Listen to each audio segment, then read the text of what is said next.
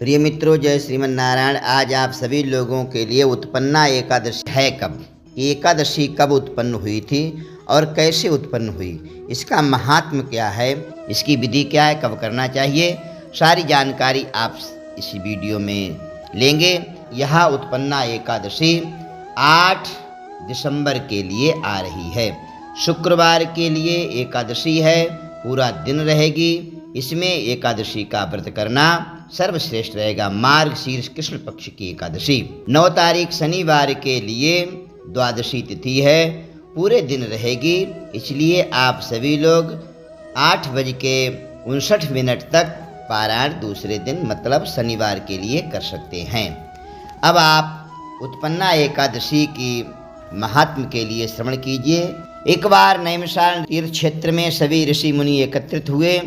सूत जी कहने लगे कि हे ऋषियों, इस व्रत का वृत्तांत और उत्पत्ति प्राचीन काल में भगवान श्री कृष्ण ने अपने परम भक्त युधिष्ठिर से कही थी, वही मैं तुमसे कहता हूँ। एक समय युधिष्ठिर ने भगवान से पूछा कि एकादशी व्रत किस विधि से किया जाता है और उसका क्या फल प्राप्त होता है। उपवास के दिन जो क्रिया की जाती है आप कृपा करके मुझसे कहिए। यह वचन सुन करके भगवान श्री कृष्ण कहने लगे कि हे युधिष्ठिर, मैं तुमसे एकादशी के व्रत के महात्म को कहता हूँ, सुनो। सर्वप्रथम हेमंत ऋतु में मार्गशीर्ष कृष्ण पक्ष एकादशी से इस व्रत को प्रारंभ किया जाता है। दशमी को सायंकाल भोजन के बाद में अच्छी प्रकार से दातून करे ताकि अन्न का अंश मुंह में न रह जाए। दशमी के लिए सायंकाल के लिए चावल का निषेध है। दोपहर से पहले चावल आप खा सकते हैं, उसके बाद में फिर नहीं, क्योंकि चावल जल्दी पचता नहीं है। रोटी पच जाती है, चावल वैसे रखा रहता है। इसलिए रात्रि को भोजन कदापि ना करें, ना अधिक बोलें। एकादशी के दिन प्रातः 4 बजे उठ करके सबसे पहले व्रत का संकल्प लें। हाथ में जल लेकर के भगवान से प्रार्थना करें कि हे भगवान, मैं आपका आज व्रत करने लगा हूँ, हमारे व्रत के लिए परिपूर्णता निभाने की मुझे शक्ति प्रदान करें। इसके पश्चात शौच आदि से निवृत्त होकर के शुद्ध जल से स्नान करें। उसमें थोड़ा सा गंगा जल डाल लीजिए, तिल के 2-4 दाने डाल लीजिए तो बड़ा ही पवित्र माना। कोई तीर्थ क्षेत्र का जल हो वो भी आप उसमें डाल करके स्नान कर सकते हैं। स्नान के पश्चात धूप दीप नैवेद्य आदि 16 चीज़ों से भगवान का पूजन करें। षोडशोपचार इसके लिए बोलते हैं, वो आप पाद्य अर्घ आचमनी इत्यादि के मंत्रों के द्वारा भगवान का पूजन कर सकते हैं। और रात को दीपदान करें। धर्मात्मा पुरुषों को कृष्ण और शुक्ल दोनों एकादशियों का व्रत करना चाहिए। कोई छोटी बड़ी एकादशी नहीं समझनी चाहिए। जो मनुष्य ऊपर लिखी विधि के अनुसार एकादशी का व्रत करते हैं उन्हें शंखोद्धार तीर्थ में स्नान करके भगवान के दर्शन करने से जो फल प्राप्त होता है वह एकादशी व्रत के 16वें भाग के भी बराबर नहीं है।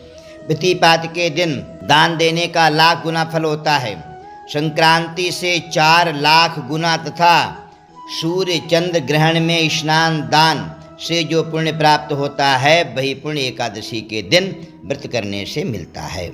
अश्वमेध यज्ञ करने से 100 गुना तथा 1,00,000 तपस्वियों को 60 वर्ष तक भोजन कराने से 10 गुना, 10 ब्राह्मणों अथवा 100 ब्रह्मचारियों को भोजन कराने से 1000 गुना पुण्य भूमिदान करने से होता है और उससे 1000 गुना पुण्य कन्यादान से प्राप्त होता है। इससे भी 10 गुना पुण्य विद्यादान करने से होता है। विद्यादान से 10 गुना पुण्य भूखे को भोजन कराने से होता है। अन्नदान के समान इस संसार में कोई दान नहीं है जिससे देवता और पितर दोनों ही तृप्त होते हैं। मनुष्य भी अन्न से ही तृप्त होता है। सबसे बड़ा यह पुण्य का कार्य है। 1000 यज्ञों से भी अधिक इसका फल होता है। इस व्रत का प्रभाव देवताओं को भी दुर्लभ है। रात्रि को भोजन करने वाले को उपवास का आधा फल मिलता है और दिन में एक बार भोजन करने वाले को भी आधा ही फल प्राप्त होता है। जबकि निर्जल व्रत करने वाले का महात्म्य तो देवता भी वर्णन नहीं कर सकते हैं। एकादशी में निर्जल व्रत बताया गया है। नहीं तो दूध पी के रहें, दूध से भी काम नहीं चलता है तो कोई फल का आहार कर लें और फल से भी नहीं तो आलू इत्यादि खा करके आप व्रत को कर सकते हैं। युधिष्ठिर कहने लगे कि हे भगवान, आपने हजारों यज्ञ लाख गौदान को भी एकादशी व्रत के बराबर नहीं बताया है, सो यह तिथि सब तिथियों से उत्तम कैसे हुई वो आप बतलाइए। भगवान कहने लगे, हे युधिष्ठिर, सतयुग में मुर नाम का दैत्य उत्पन्न हुआ। वो बड़ा बलवान और भयानक था। उस प्रचंड दैत्य ने इंद्र, आदित्य, वसु, वायु, अग्नि आदि सभी देवताओं को पराजित करके भगा दिया। तब इंद्र सहित सभी देवताओं ने भयभीत होकर के भगवान शिव से सारा वृत्तांत कहा और बोले कि हे भगवान, मुर दैत्य से भयभीत होकर के सब देवता मृत्यु लोक में फिर रहे हैं। तब भगवान शिव ने कहा, हे देवताओं, तीनों लोकों के स्वामी, भक्तों के दुखों का नाश करने वाले मेरे पूर्ण परब्रह्म परमात्मा नारायण विष्णु हैं, उन्हीं की शरण में जाओ, वे ही तुम्हारे दुखों को दूर कर सकते हैं। शिव जी के ऐसे वचन सुनकर के सभी देवता क्षीर सागर में पहुंचे। वहां भगवान को शयन करते देख हाथ जोड़ करके उनकी स्तुति करने लगे कि हे देवताओं द्वारा स्तुति करने योग्य प्रभु, आपको बारंबार नमस्कार है। देवताओं की रक्षा करने वाले मधुसूदन, आपको नमस्कार है। आप हमारी रक्षा करें। दैत्यों से भयभीत होकर के हम सब आपकी शरण में आए हैं। आप इस संसार के कर्ता, माता पिता, उत्पत्ति और पालन करता और संहार करने वाले हैं। सबको शांति प्रदान करने वाले हैं। आकाश और पाताल भी आप ही हैं। सबके पिता महाब्रह्मा, सूर्य, चंद्र, अग्नि, सामग्री, होम, आहुति, मंत्र, जप, यजमान, यज्ञ, कर्म, कर्ता, भोक्ता आप ही हैं। आप सर्वव्यापक हैं। आपके सिवा तीनों लोकों में चर तथा अचर कुछ भी नहीं है। हे भगवान, दैत्यों ने हमको जीत करके स्वर्ग से भ्रष्ट कर दिया है और हम सब देवता इधर उधर भागे भागे फिर रहे हैं। आप उन दैत्यों से हमारी रक्षा कीजिए। इंद्र के ऐसे वचन सुन करके भगवान विष्णु कहने लगे कि हे इंद्र, ऐसा मायावी दैत्य कौन है जिसने सब देवताओं को जीत लिया है? उसका क्या नाम है? उसमें कितना बल है और किसके आश्रय में है तथा उसका स्थान कहाँ है? यह सब मुझसे कहो। भगवान के ऐसे वचन सुनकर के इंद्र बोले, भगवान, प्राचीन समय में एक नाड़ी जंग राक्षस था। उसके महाप्रतापी और लोक विख्यात मुर नामक एक पुत्र हुआ। उसकी चंद्रवती नाम की नगरी है। उसी ने सब देवताओं को स्वर्ग से निकाल करके वहाँ अपना आधिपत्य जमा लिया है।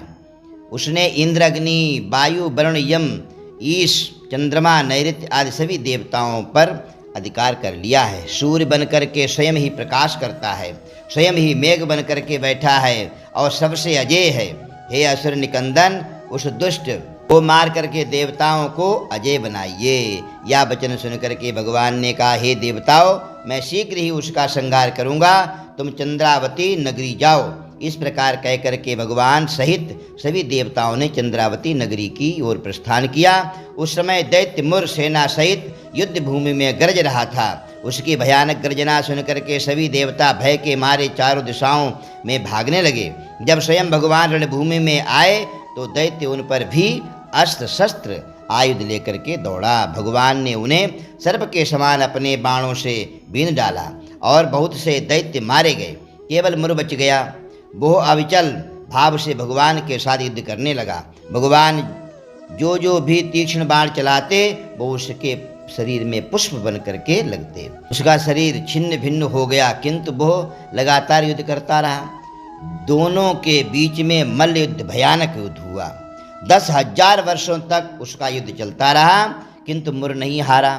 थक करके भगवान बद्रिकाश्रम चले गए। वहाँ हेमवती नामक सुंदर गुफा थी। उसमें विश्राम करने के लिए भगवान उसके अंदर प्रवेश कर गए। यह गुफा 12 योजन लंबी थी और उसका एक ही द्वार था। विष्णु भगवान वहाँ योग निद्रा की गोद में सो गए। मुर भी पीछे पीछे आ गया और भगवान को सोया हुआ देख करके मारने को उद्यत हुआ। तभी भगवान के शरीर से उज्जवल कांतिमय रूप वाली देवी प्रकट हुई। देवी ने राक्षस मुर को ललकारा, युद्ध किया और उसे तत्काल मौत के घाट उतार दिया। श्री हरि जब योग निद्रा की गोद में से उठे तो सब बातों को जान करके उस देवी से कहा कि आपका जन्म एकादशी के दिन हुआ, अतः आप उत्पन्ना एकादशी के नाम से पूजित होंगी। आपके भक्त वही होंगे जो मेरे भक्त होंगे। इस प्रकार से भगवान ने एकादशी के लिए आशीर्वाद दिया।